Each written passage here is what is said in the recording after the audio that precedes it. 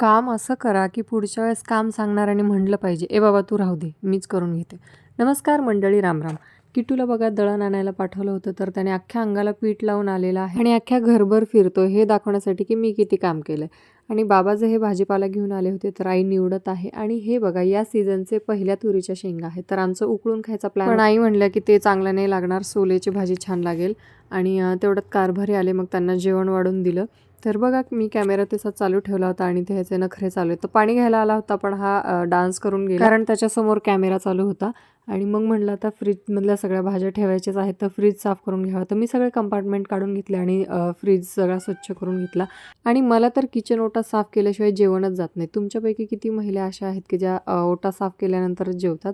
मग नंतर ताईने आणि आईने ज्या भाज्या निवडल्या होत्या त्या सगळ्या मी फ्रीजमध्ये लावल्या आणि आम्ही तिघीही जेवायला बसलो. फ्रीजमध्ये वेगवेगळ्या पिशव्यांमध्ये भाज्या भरून ठेवणं किंवा डब्यांमध्ये ठेवणं हे काही चांगलं दिसत नव्हतं, म्हणून मी एकसारखे हे स्टोरेज बॉक्स मागवलेले आहेत. तर हे मला 233 रुपयाला पडले मिशोवरनं.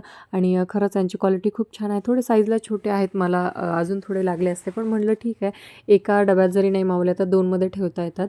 तर खरंच खूप चांगले आहेत. तुम्हालाही ऑर्डर करायची असेल मी लिंक देते. टाटा.